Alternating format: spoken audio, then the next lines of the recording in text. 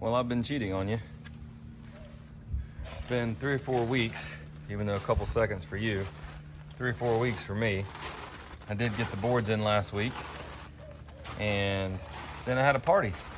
Had several friends come over and help me stick some stuff up, so I didn't video any of it. So for that, I'm sorry. But here's how I did it. We have that piece of tin leaning up against it. The idea is to take it and tuck it in where it's supposed to go at the top, and then go to the bottom and measure how low it is. That way I can take a string at the bottom all the way down and make sure that this piece of rat guard trim is level all the way around the bottom. Because it doesn't matter at the top if the tin goes all the way to the top or not, as long as it is behind the upper trim. But at the bottom here, it all has to be even to keep the mice out. So that's the idea. This will be mounted a little higher than it is now, but the board will come down to about 1 inch from the bottom. That way, if there is any moisture, it won't be sitting on the bottom, you know, collecting moisture. It'll come up, give it room to dry, and that'll be about this wide for the two.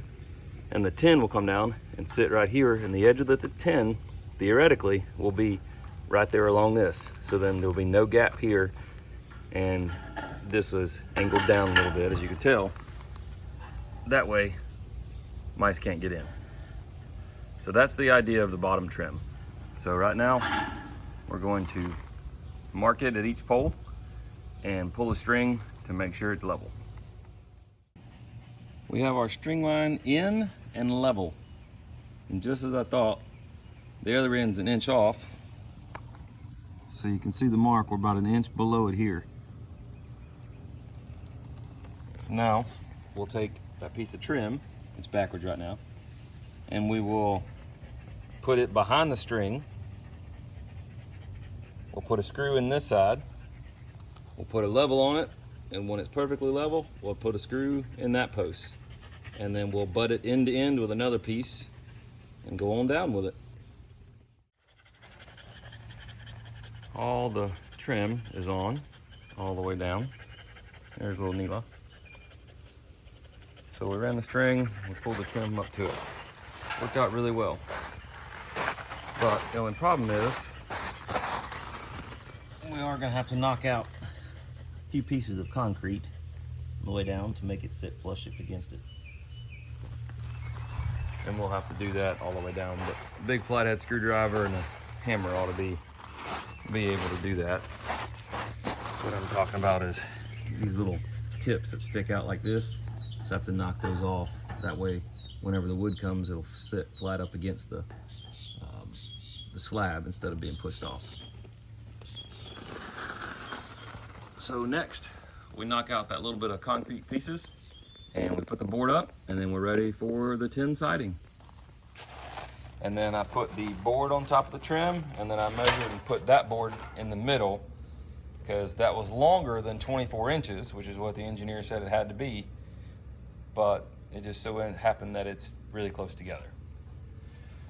So did that, and then lo and behold, now we have some tin up on this side.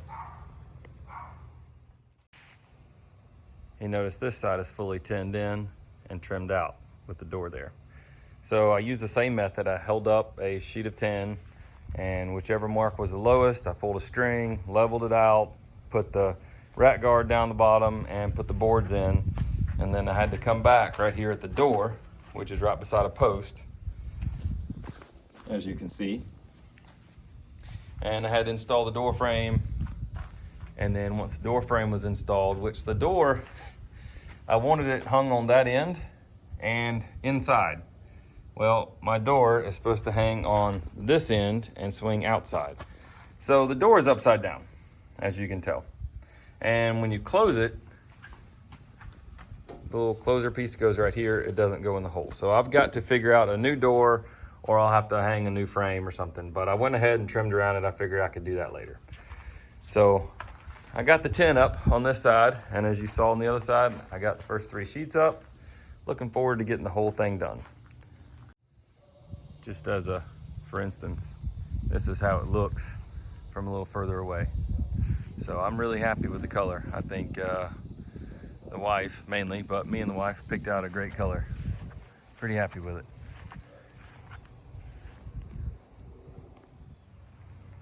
Now we have that whole east side put together.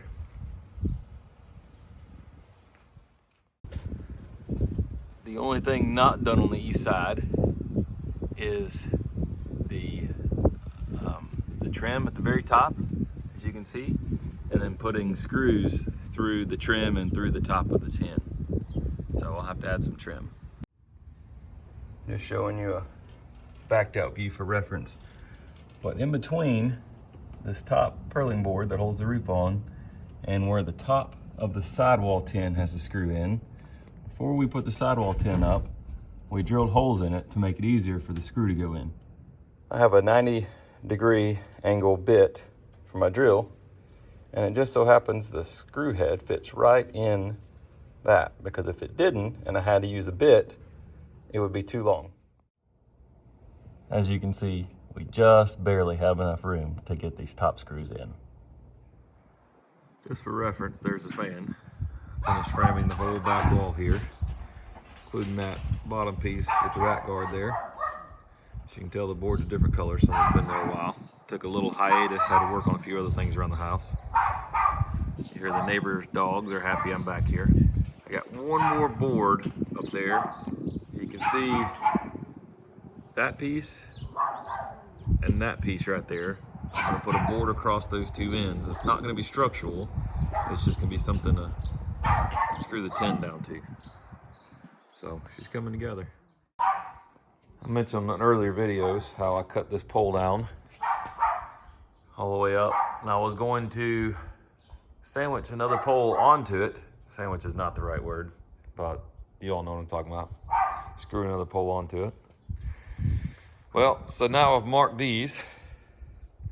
I've decided not to screw another board onto it. Marked all these where I'm going to cut them, make that even all the way up. Well, I guess I'm going to stop at the 12-foot mark. That way my garage doors will be even. They won't be so pushed inside the shop, taking up space. Another thing I've done is electrical. I installed a well. Well, I had somebody dig a well for me, ran all the electrical, so I've kind of gotten just a small head start. I at least have power out here now, running the well. So I did that as well.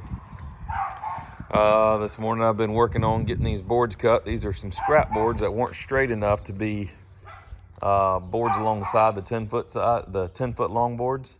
But because I'm cutting them in 53 inches and 33.5 inches, doesn't matter too bad if they're crooked, because they won't be crooked on that short amount. So I got those boards up. Now I'm gonna frame it up and cut the poles. I'll see you in a little while. Just want to show you, got the first board up. What I did was I ran a string from this side to the other side. If you notice, this side, the string is at the bottom. If you come over here, the string is at the top. So that wasn't on purpose, it just happened to work out that one's at the bottom, one's at the top. But the main thing is to have these boards level across the front. The very bottom board doesn't matter, but these need to be level because you're gonna see screws straight across. Now that I have my first board in, it's easy enough just to measure 24 inches up from the top, and then you put the board right below that 24-inch line. Now your boards are 24 inches apart, center to center. I can do that all the way up for all three legs. Well, up to the 12-foot mark. On the very top, I got to put some longer poles, it looks like. So let's see what happens when we get done with that.